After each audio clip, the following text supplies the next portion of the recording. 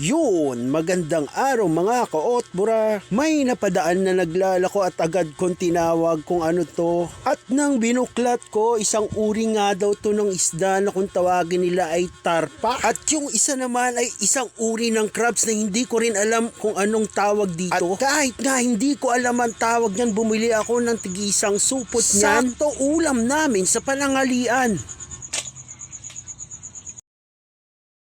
So,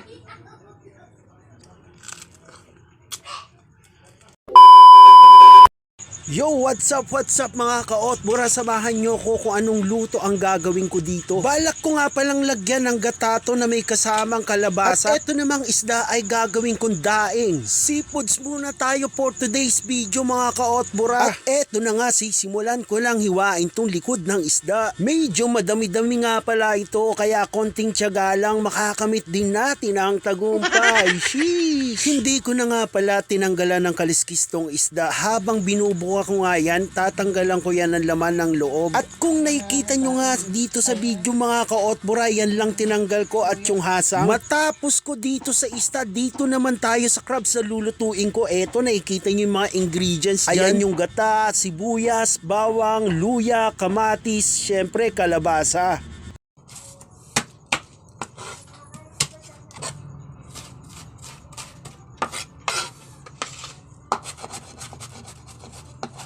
Imamarinade ko na nga pala tong isda at eto, nakikita nyo, nilalagyan ko na lang dinurog na bawang at luya. Isinunod ko na tong pamintang durog, sukang dato puti, patis from King James, syempre para may konting alat. Mas masarap kasi itong daing pag nakababad ng matagal. Ayan, inilalagay ko na nga siya sa lagyanan at ipupunta sa rep at bukas titirahin namin. Madako naman tayo sa crabs na lulutuin ko. Eto, nahihiwa ko na siya, hindi ko na pala pinakita sa video. Simulan na natin magluto mga kaotbura, let's go!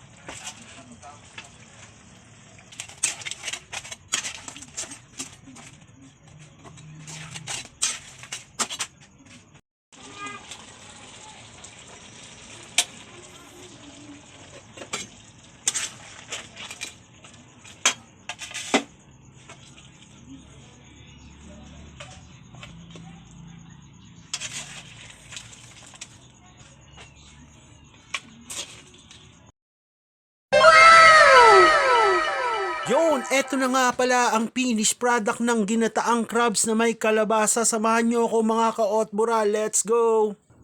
Yun, another food trip na naman tayo mga kaotbura. Luto na ang ginataang, ano ba tawag dito? Hindi ko alam, talangka o ayama.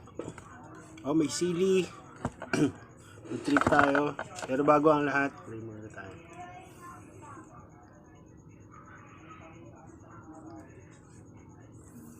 Ito na.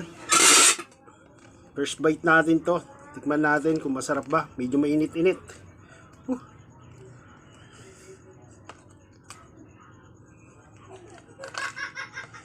Ayan o.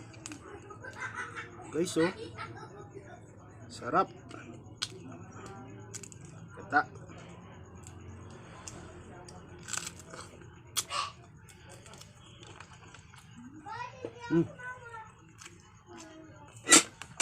So guys, kain tayo.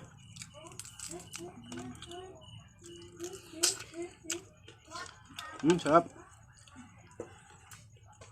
Sa inyo to, guys.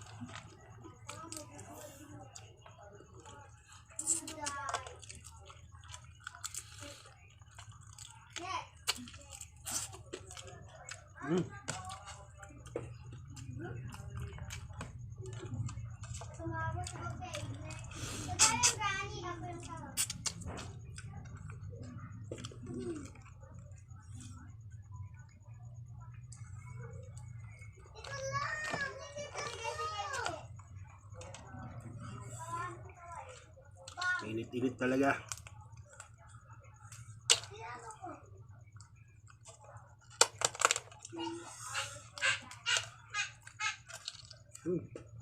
Oh, mga ligi.